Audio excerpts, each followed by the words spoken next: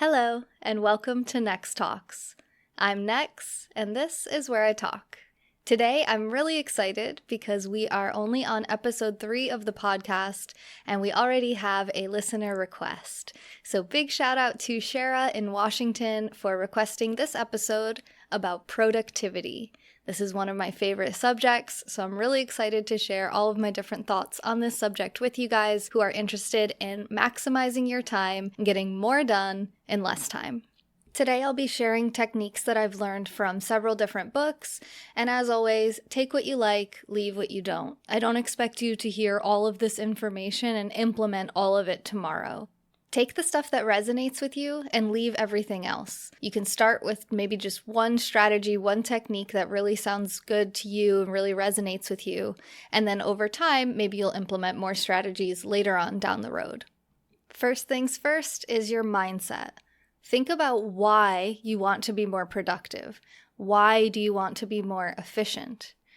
I used to have a mentor who said, if your why doesn't make you cry, it's not big enough.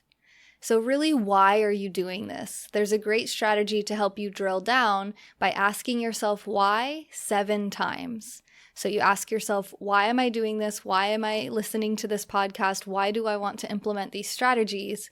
And then whatever your answer is, ask yourself why that's important. And then whatever that answer is, well, why does that matter? And you just keep digging down until you've asked yourself why about 7 times is going to get you to that more deep meaning, that deep purpose, the real reason that you're doing this. And that's going to be key to sticking to your plan, to getting that project done, taking care of those tasks, those chores, that work that you don't want to do. This is really the key, is figuring out, why do you want this? Why is it important? Once you've figured out why, now you're ready. But before we get into the specific techniques and strategies, the real meat and potatoes of this episode, I want to challenge you, especially my fellow type A overachievers out there. I really want to challenge the way that you think about activities that aren't stereotypically considered productive. Things like leisure time, sleep, eating, working on relationships, working on your health. I want to challenge you to realize that those things are productive. Absolutely, without your health, without important relationships in your life, without a good relationship with yourself, none of the rest really matters. Who cares how much money you make? Who cares how perfectly spotless your house looks? If you don't have any good, solid relationships in your life, and you're completely neglecting your physical health, your mental health, your spiritual health, what is it all for? So this probably ties back into the why, but I also just want you to remember that it's okay to have free time. Actually, allow yourself to be bored. Allow time in your schedule to do absolutely nothing. Because in those moments, when you actually allow yourself to be bored and have really nothing to do, nothing that you have to worry about or do, this is where creativity thrives. Let your imagination go. Allow new ideas and new thoughts to come into your head by giving yourself some space to do nothing, and realize that that is productive. Okay. Now that you have some perspective and you're grounded down and not overdoing it and prioritizing rest and recovery in addition to productivity, we can dive in. So the first item on our list today is good old to-do lists. Like anything, there are good things about to-do lists and there are bad things about to-do lists. And we're going to tackle both right now. So the first good thing is that by getting the things out of your brain that you have to do and down on paper or into some digital format, you are freeing up space in your brain so that your brain now has more resources to process and to work. Because your brain is much better at doing those things when it's not also trying to keep a lot of information in storage. There's a lot about memory in the brain that we still don't fully understand, but generally speaking, if you're trying to remember 20 things that you have to do, it's going to be very distracting and it can absolutely be overwhelming. We tend to do the first thing that we think of, and then while we're doing it or when we're about to do it, a lot of times we think, oh yeah, well, that other thing that I have to do. And this can lead to that feeling of overwhelm. Like, oh yeah, and I have to do that other thing. And then you walk into the bathroom and you're, oh yeah, and I got to clean the bathroom. And it just starts to pile in on itself. And it can actually lead you to doing absolutely nothing because you feel entirely overwhelmed. So by getting all of that stuff out of your brain and written down, you free yourself. You have liberated your brain now to know that it doesn't have to keep all of these things. It doesn't have to keep this running memory. You dump it out of your brain, you free up space in your brain to focus on the task at hand, and you don't have to worry because you know that your list is there anytime you need to reference it. So please don't make your life harder than it has to be. Get that information out of your brain, write it down. I know it's going to take some time and you feel like, oh, well, if I just get to work, I don't have to make this list and I can save a few minutes. I promise you that is not the case. There's a great quote that says, if you fail to plan, then you plan to fail. And this is the same thing here. Because not only now do you have this dumped out of your brain so you can take a deep breath because you know the list has got you. You know that you're not going to forget anything because it's all already there on your list. But also, you can now organize. You can look at that list, get the bird's eye view, and see the whole thing.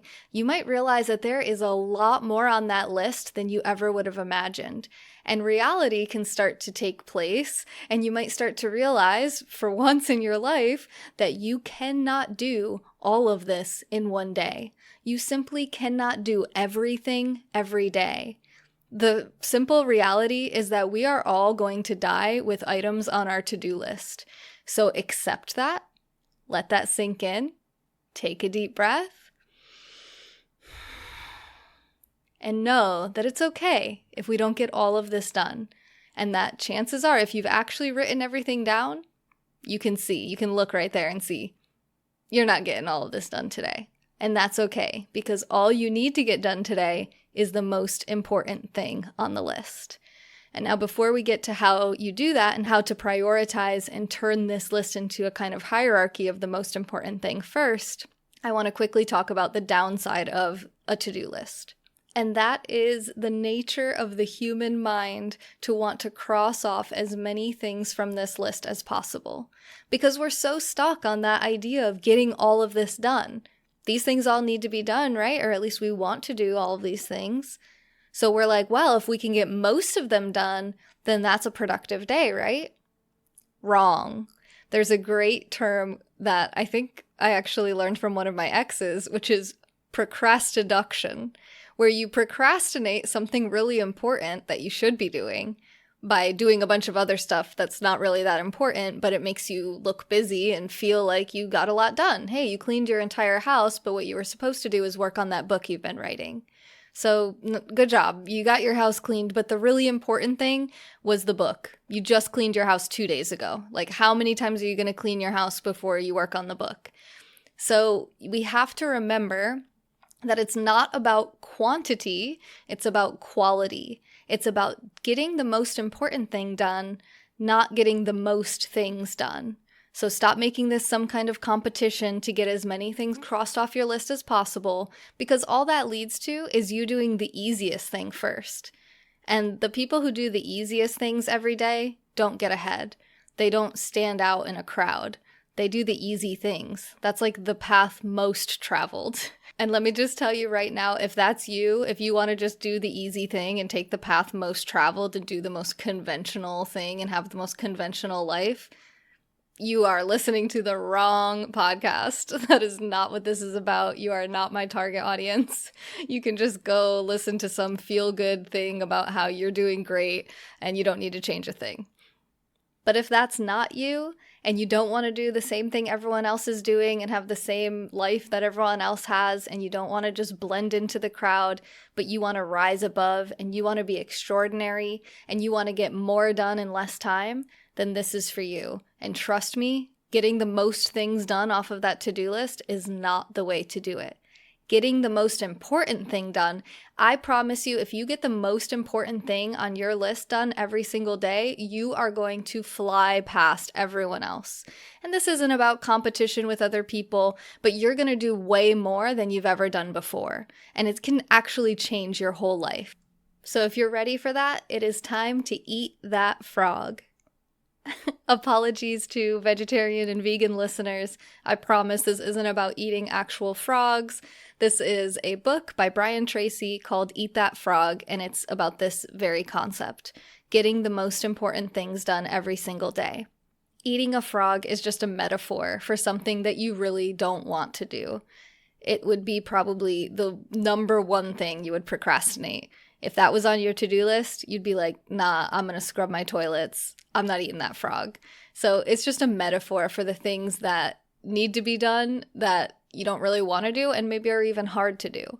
But that if you get that done, the rest of the day is a win. It doesn't matter what you do the rest of the day. You eat that frog, aka get that most important, hardest thing done every day, you're setting yourself up for success. And again, for being extraordinary. So take that list. If you haven't made it yet, pause this podcast, make your list, make that to-do list, and I'm going to take you step by step through the strategy that Mr. Tracy uses in his book to make sure that you are getting the most important thing done first. Good news, though, for those of you who are really eager to cross something off of that list, I'm going to borrow a little strategy from the book Getting Things Done by David Allen, which is that if it takes less than 5 minutes to do, just do it right now. Don't even worry about prioritizing it. If it's going to take you less than 5 minutes, just do it. The moment you think of it, just do it. Take care of it. It's less than 5 minutes. It's pretty much negligible. You're going to spend more than 5 minutes writing it down, putting it in your little hierarchy. But if it takes 6 minutes, if it takes 5 minutes and 1 second, don't do it right now. You're going to put it into that prioritization list. And this can help you to increase awareness around how long certain tasks take, because sometimes we put off something for so long, we make this huge mountain out of a molehill in our mind. We think, oh, this is going to take forever. This is going to super suck. And then we realize it takes like 2 minutes. And we're like, why the heck did I procrastinate this for 3 months? And it took me 2 minutes to do. And things can go the other way too. There's certain things you might think, oh, well, yeah, doing the dishes only takes me 5 minutes. But if you really look at that time, like look at the clock before you start, do the dishes or whatever task you think takes 5 minutes or less, and you might find, oh, that actually took 15, 20, maybe even 30 minutes. And you might realize, oh, okay, so doing the dishes doesn't take 5 minutes. And that's something that needs to go on this list, and we need to figure out where it fits in our little strategy that we're going to implement. And now this is the strategy that is in Brian Tracy's book, Eat That Frog. If you're listening to this, Mr. Tracy, I'm just improving your strategy a little bit. And I'm going to be honest, y'all, I read a book called Connected about social networks and how everyone's only 6 degrees separated from each other. And I have had Meet Brian Tracy on my goals list for a few years. So yeah, if you know him or you know someone who knows him, hey, let him know. I want to meet him. Okay, so the strategy is known as the ABCDE method.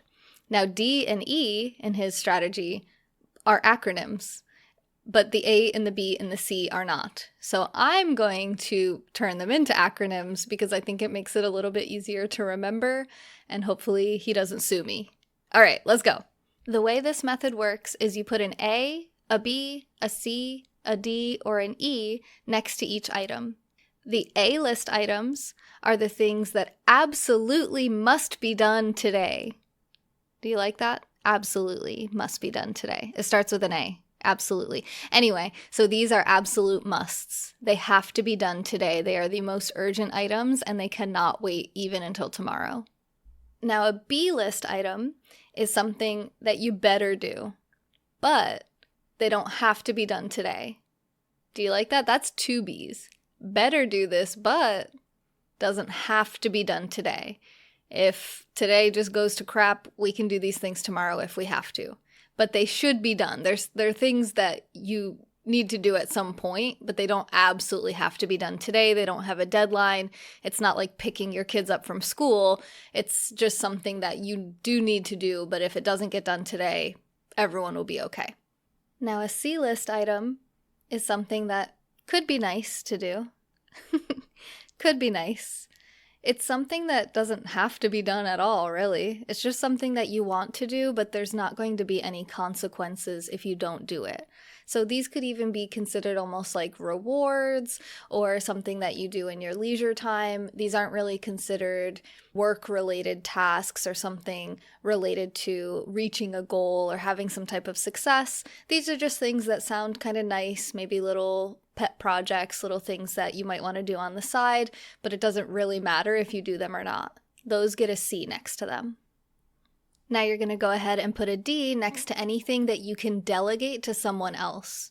So anything that maybe you shouldn't be doing at all, but someone else should be doing, or something that you never really thought about delegating before, but you realize now, oh yeah, maybe I could hire someone to do this task, especially if it's a task that you tend to procrastinate, but even if it's not. Basically anything that someone else could be doing, you put a D next to it.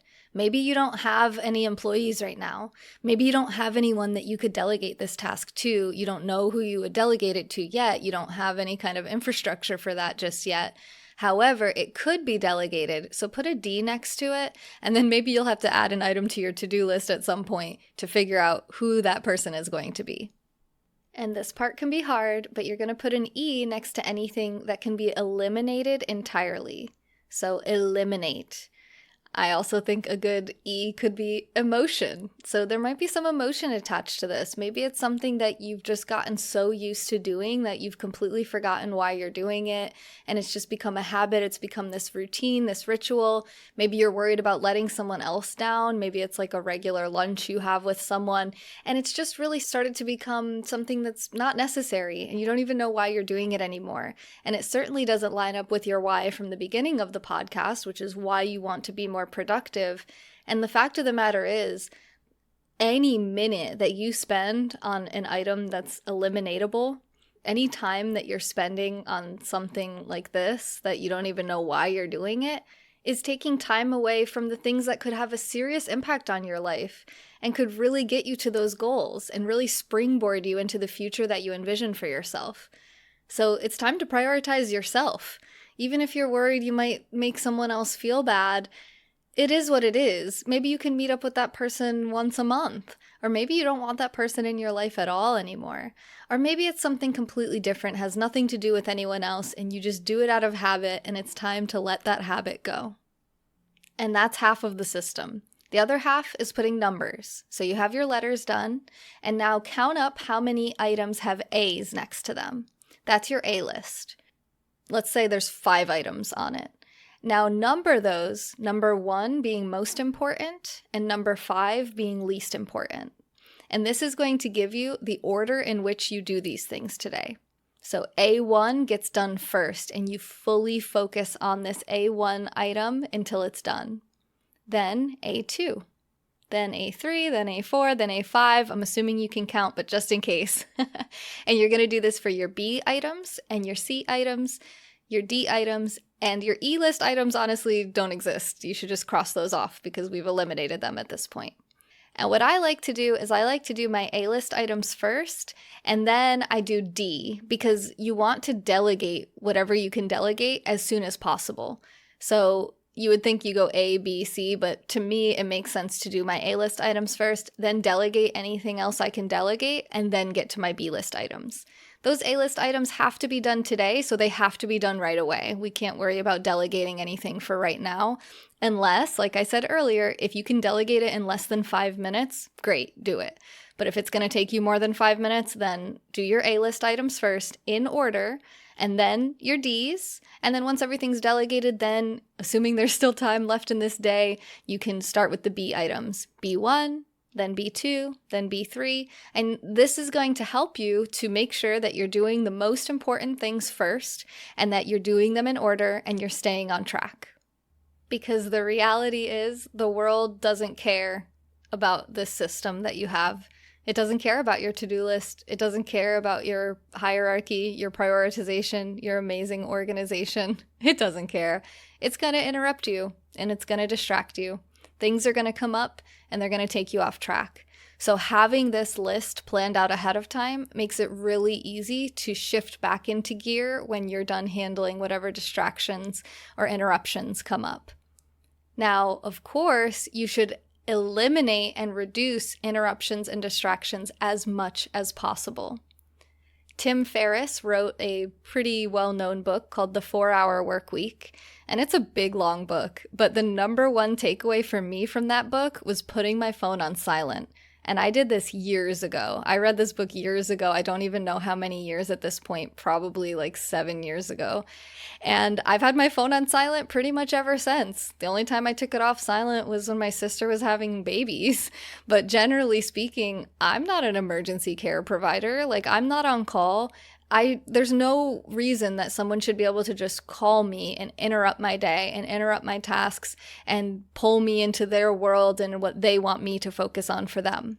I check my phone very frequently. I'm a millennial. I look at my phone all the time. I'm probably not going to miss anything for more than an hour. If I don't look at my phone for 1 hour, I'm probably asleep. So the reality is you're going to look at your phone. You don't need it dinging every 2 seconds while you're trying to focus on something with every little Instagram notification, every little text message meme from your friends. You can look at those when you're done with your tasks. Think of this like a car. When you're really focused on something and you're in flow, which I'm going to talk about what flow is and the flow state in a minute. When you're in flow, you're in 5th gear. You are humming along, you are cruising. And then an interruption happens, a distraction happens. You got to downshift. You might go all the way down. You might have to stop the car completely, go deal with whatever it is. And now when you come back to the task, just like with a normal car, you can't just go from stopped to 5th gear. You have to go to 1st, then 2nd, then 3rd. We're back to counting again. I'm sensing a pattern here on this episode. Maybe I'm just feeling a little sassy tonight. But regardless, it's going to take you time to get back to 5th gear. So the less you can be interrupted and the less you can be distracted, the more often your phone is on silent, your door is locked, people are aware that you do not want to be interrupted or disturbed while you're focusing on this task, the better it is for you because you're going to get it done substantially faster. They've actually studied this. The more you're interrupted, even just one little interruption or distraction makes your task take twice as long. So if you can focus on this task with no interruptions and no distractions, you're going to get it done so much faster that you've basically created time.